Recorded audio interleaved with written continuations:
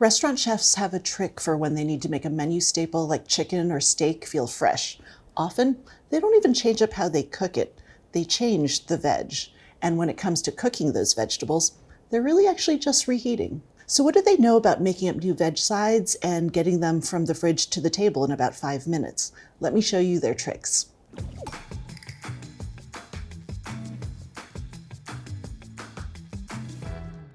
When I was a line cook, one of my jobs was to prep most of the veg that accompanied the proteins on the menu. There were days where I spent hours trimming, peeling, and cutting veg into pieces. The goal was to get them small enough that they could be cooked through and then later reheated in just a few minutes. Then I would blanch the veg. The goal was to take them to the point where they were just shy of cooked through. This meant that they were less likely to be overcooked when it came time to reheat them. Once they were ready, I transferred them to an ice bath to stop the cooking before packing them up. So why did I bother with all this work? Well, it allowed me to get vegetables out to the guests perfectly hot and perfectly flavored in just a couple of minutes. And cooking improves the flavors of the vegetables too. Cooking concentrates flavor. Take a look at these green beans. I prepped them and then weighed out 6 ounces. I'm just gonna drop them into the water and cook them till they're crisp tender. Now that they're cooked, I wanna shock them in an ice bath, fish them out and dry them, and weigh them again. So clearly they've lost some water weight.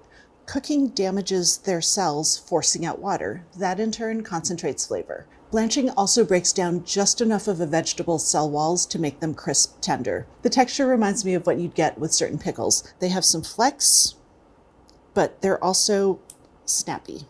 Now, if you're the planning ahead type, then blanching and chilling your veg is great.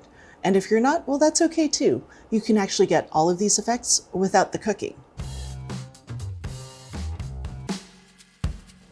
Blanched vegetables are lightly seasoned, crisp, tender, and their flavor is intensified. And it turns out you can skip the cooking and the risk of overcooking and still get these effects with certain vegetables. What you need is salt and pressure. I'm going to use this green cabbage to demonstrate how this works, but it works with most veg that you can eat raw. Step 1 is to prep the veg, the cabbage in this case. I'm going to pull off this outer leaf because it's starting to wilt, and we'll just cut this in half.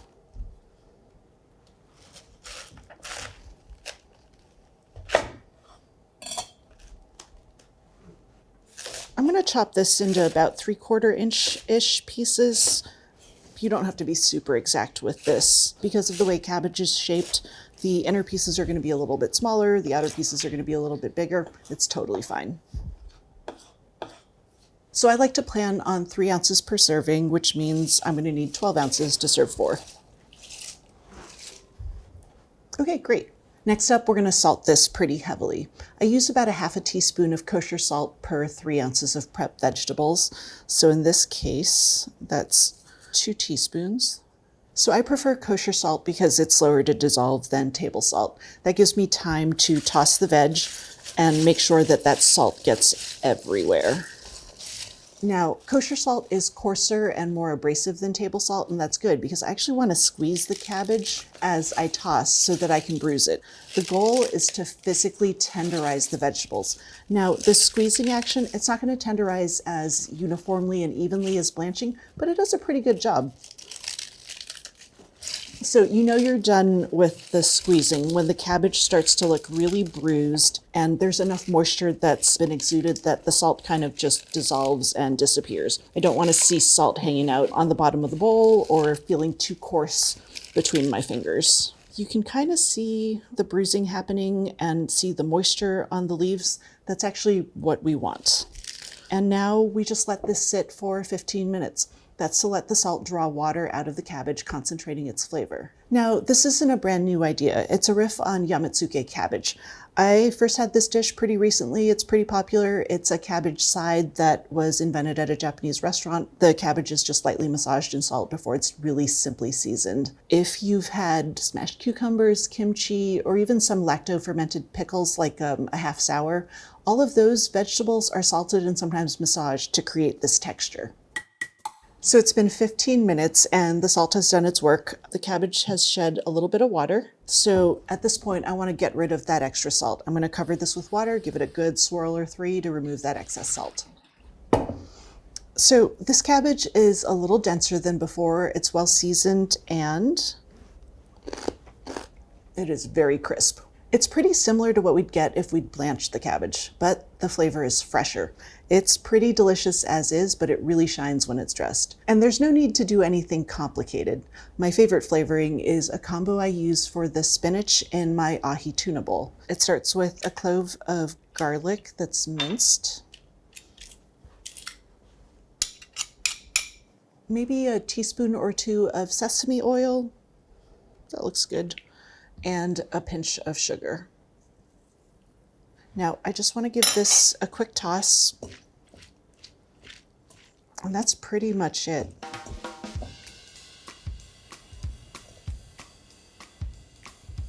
So this smells amazing as is, but if I'm feeling extra, I might add a sprinkle of toasted sesame seeds, maybe even some chives. Okay, let's give this a taste.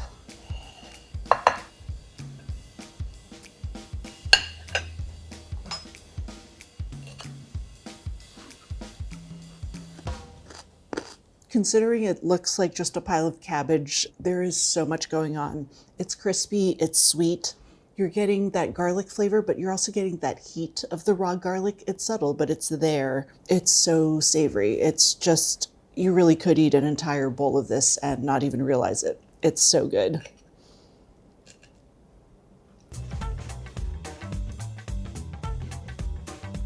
Blanching works great because the water surrounds whatever vegetable we're blanching and it delivers heat really effectively. The drawback is it takes a little bit of time to bring 4 to 6 quarts of water to a boil. Luckily, we can take advantage of steam's ability to surround food and cook it. Steve Dunn has a brilliant and highly adaptable technique for pan steaming broccolini. Just as before, prepping the vegetables so that they cook evenly is critical. In this case, I've got broccolini that's been washed and trimmed, and I'm going to separate it into 3 groups. I'm looking at the base of the stalks. Anything that's around 1/4 of an inch to 1/2 inch wide, that's going to be a medium stalk, and that'll go in the middle. Anything larger than 1/2 inch wide, that's large. That'll go over there. And anything 1/4 of an inch wide or smaller goes in the small pile. So now that I have my broccolini divided up, I just need to prep the medium and large ones. The small ones, these are ready to go. These medium ones, I'm just going to divide the stalk in half. I'm not going to cut the whole thing in half. It's just going to be like this. So the stalks are pretty small up here. They'll cook through quickly. It's just this bottom part that's going to be a little bit slower. And if we divide it in half, the heat has less distance to travel and they'll cook through faster. These bigger pieces, though, the whole thing is just too big, and so we're going to cut the entire stalk in half. Okay, so these are ready to go. So I just want to add 1/3 cup of water to my 12-inch skillet, and then we'll bring this to a boil. Okay, so now that the water's boiling, we'll add our broccolini.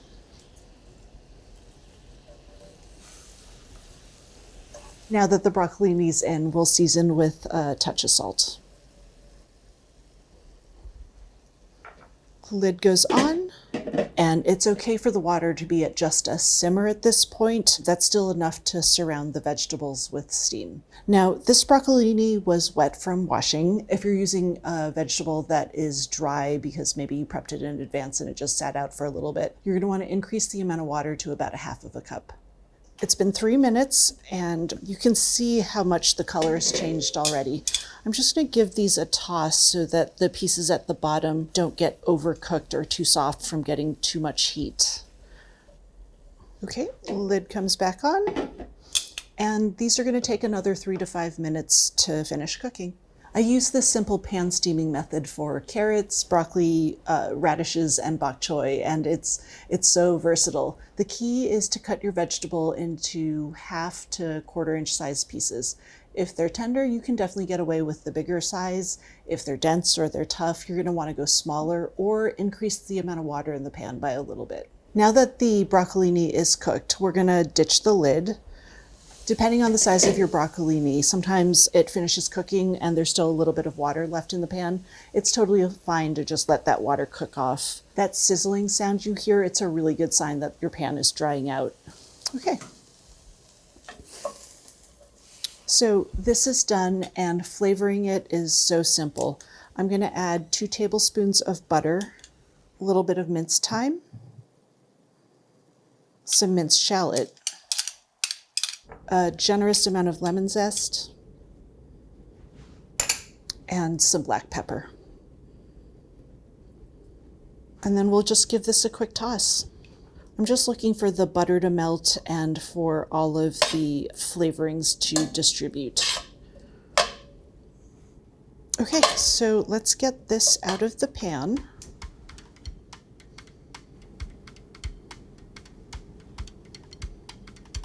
All right, let's give these a try.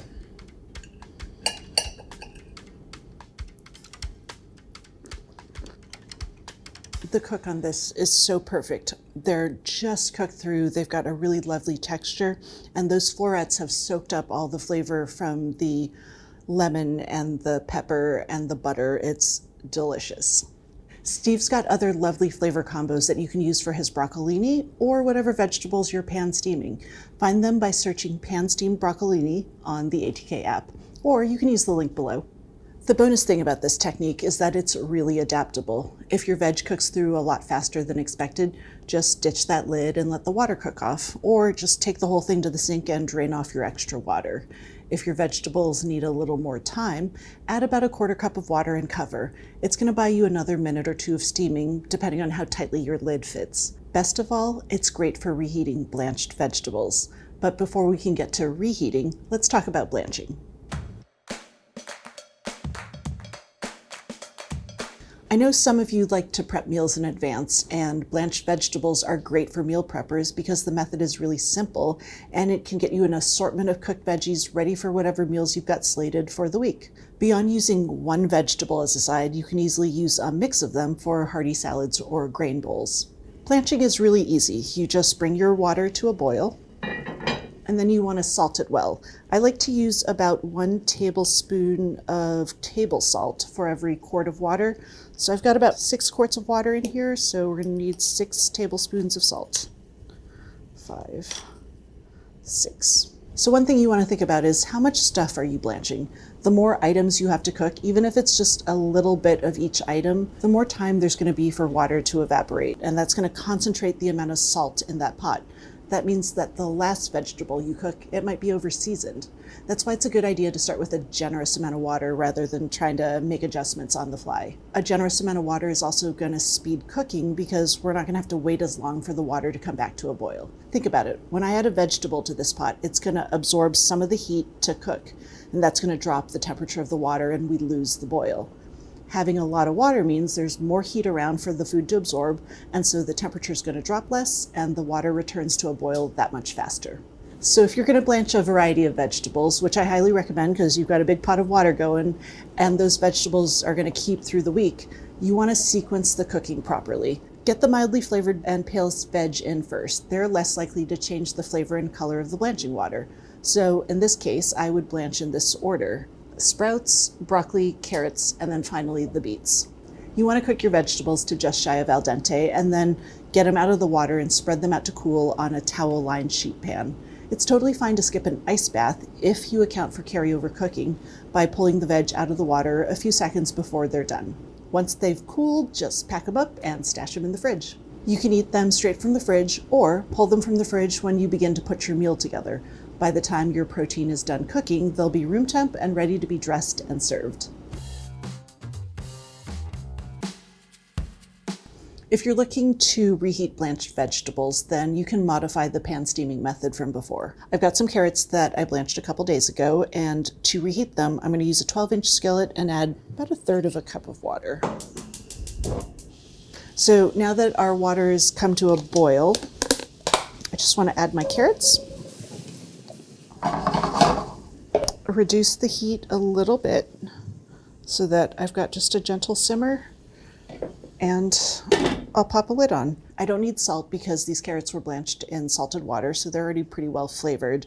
And about halfway through, we're going to give this a shake.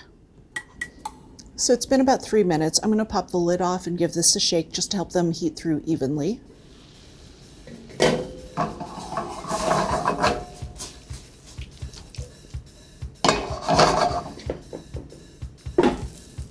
And then we wait another 2 to 3 minutes max.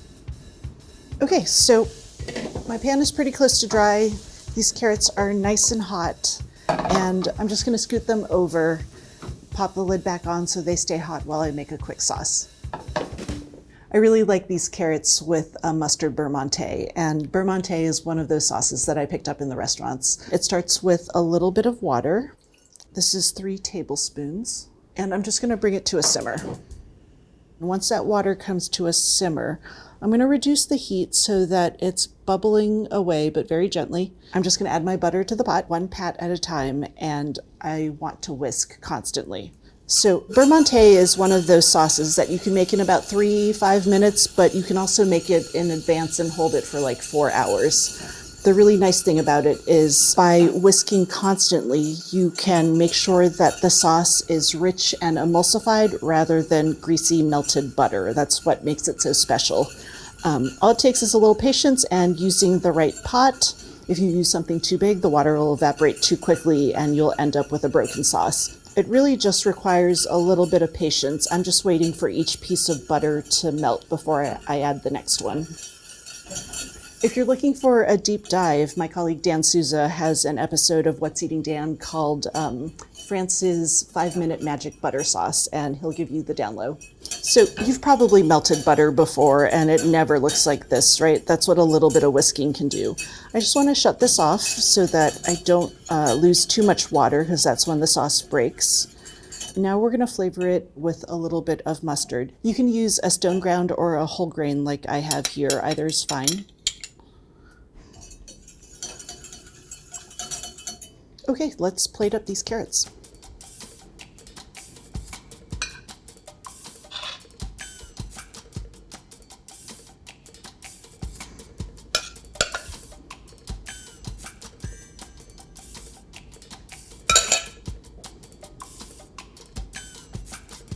I can't believe I'm excited to taste boiled carrots, but here we are. These are so lovely. The carrots are sweet, they're tender, but they're not mushy, and that buttery, mustardy flavor is awesome. Here's the thing about blanching. It requires an investment and a little bit of thinking ahead, but the payoff is you can have a gorgeous, tasty side on the table in like 3 to 5 minutes. You can find my recipe for mustard beurre monté and some variations on the ATK app by searching beurre monté. Whether you're a meal prepper or just looking for a quick new way to do vegetables on a weeknight, you've got to give one of these techniques a try. And when you do, please let me know how you flavored your vegetables. We all need new ideas.